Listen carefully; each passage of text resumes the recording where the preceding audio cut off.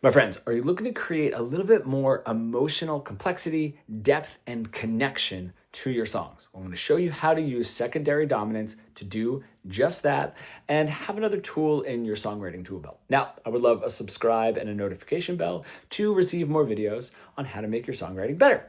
My name is Ryan, and after graduating from Berklee College of Music with a songwriting degree, and I would totally roll my eyes at that point as well, I've been helping passionate songwriters break through the dreaded music theory block and get a deeper connection using the language of music, which is music theory. All right, let's get into it. Secondary dominant. All right, really quickly, a diatonic dominant. If I'm in, let's just say the key of G, right? I'll go to my 5 chord. My 5 chord will be a dominant 7, a D dominant 7. That dominant function just wants to bring me back to my tonic chord, my G. It wants me to get nice and settled into where my tonal center is. So in this case, diatonically, that is G. What a secondary dominant is a 7th chord, a dominant 7th chord, that will resolve to another chord in the key. So it's not going to resolve back to the 1 chord, which means something is going to need to change. Let's go over the first example, right? I'm Not the Only One by Sam Smith. I love this. It's a simple progression. Now it's F, so we're in the key of F here, but I have an F, and then an A. I'm going to play that as a 7 because that's going to be my secondary dominant. That is actually a 5/7 of 6, and then my 4 chord. Okay, so instead of that just being a 3, right? If I was a 1 to a 3 minor to a 6 minor to a 4, right? That 3 is major or dominant. It's my dominant 7, right there. That is going to resolve me to that 6. Okay, so that now becomes the 5/7 of 6. Okay, the 5 chord of the 6. Okay, what we're doing is we're just taking that F and then we're just going to resolve it to 6 chord briefly and then back to that 4 chord and we're back to F again. Now what is really cool is the last time through that progression, it just does a 1 to a 5 to a 1, right?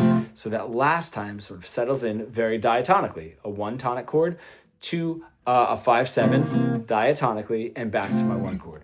What sort of sound does it create to have this consistent secondary dominant going through these verses, through the song? Well, it creates a sense of instability, right?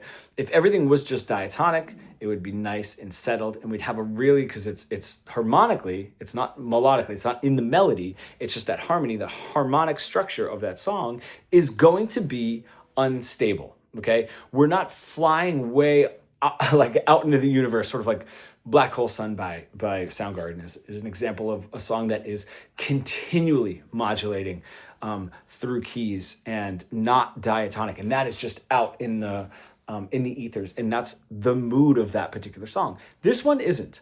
We're pretty close to diatonic, right? We're not really stepping outside of those bounds very much, but we're taking the foundation of the song, we're making it unstable, just a little bit unstable, which is lyrically a great match. So nothing really feels settled until we get to that 1, 5, back to the 1 again, for the 4th time through those verses. And that lyrically will also match up. Okay, so it gives us a sense of dis-ease without really shoving it in our faces. Now, what is really cool is the melody is just diatonically in F. Right, it really sticks to a nice melody in F diatonically. So harmonically below here, the structure of the song is a little ungrounding, right? A little unstable, but the melody is going to stay very diatonic and very stable, which gives us a really, really cool feeling. The natural 7 into the 6, if I were to sort of take this from F major to now the 5 of 6, and now I'm in D minor. Very quickly, I'm in D minor, right? Would be a harmonic minor. That natural 7, that's the note that breaks the key of F, that C sharp. That is not in the melody. So we're only touching on this secondary dominant harmonically in the chord change, giving us a less stable structure. Okay, so that's one way to use it consistently throughout the song to give us a mood of instability. And of course, lyrically, that matches up. Another great way to use it is, let's just say I have something that is diatonic, right? If I have really typical chord progression, and I'm telling my story, I'm telling my verses, my choruses, whatever it is, and I get to a secondary dominant,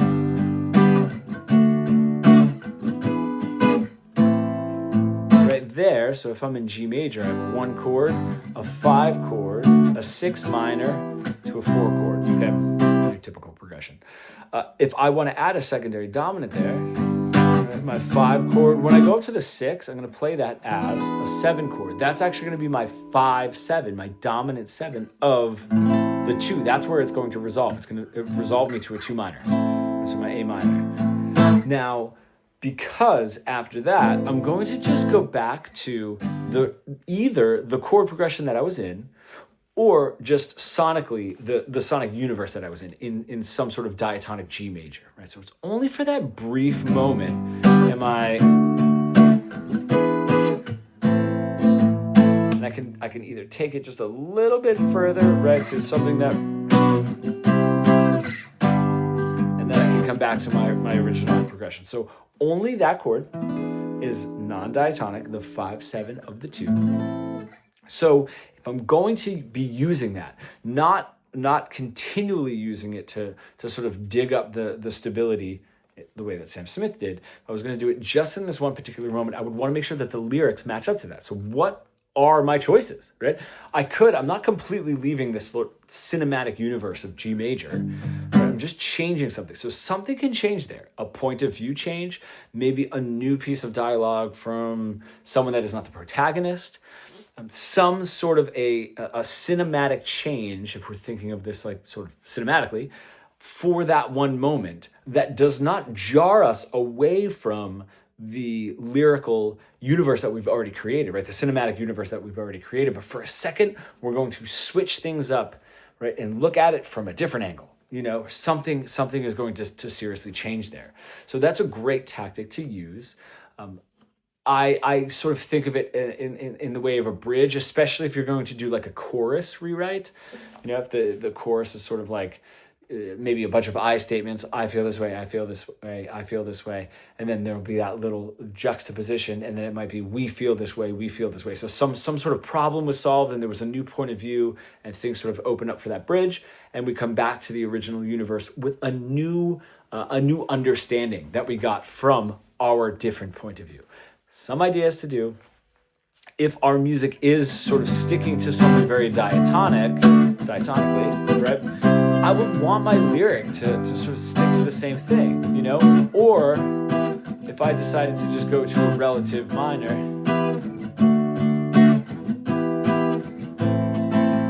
I'm still staying very diatonic. So maybe I could lyrically drop the mood just a touch for that, but because I'm still in G major, there's no big change. But having established a G major for this, right, if I were to go through this twice,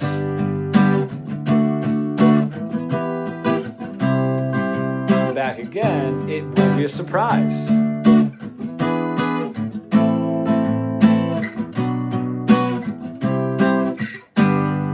There is a surprise there. So we want to make sure that lyrically, we're also adding an element of surprise and making it needed and necessary.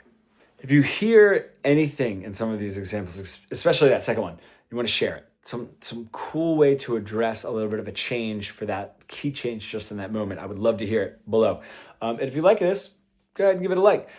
Lastly, another way to use it, this is a little bit more similar to Sam Smith, but this is going to give us a little bit of a circusy feel, a little bit of a Ferris wheel type feel. That's what I think when I hear the song. But All You Need Is Love by the Beatles. If I have a G to an A7 to a D, that would be a 4 to a 5-7. Here's my dominant to my 1. Then I'm going to change that D to a D7. That's going to resolve back to the G. All right, so what we really have here is not a 4, 5, 7, 1, 1, 7. Back to the 4, 5, 7, 1, 1, 7. It's going to be a 4, 5, 7, 1 to the 5, 7 of my 4. Now this moves really quickly. What we're sort of doing is we're never really allowing this to settle. So if I'm playing that,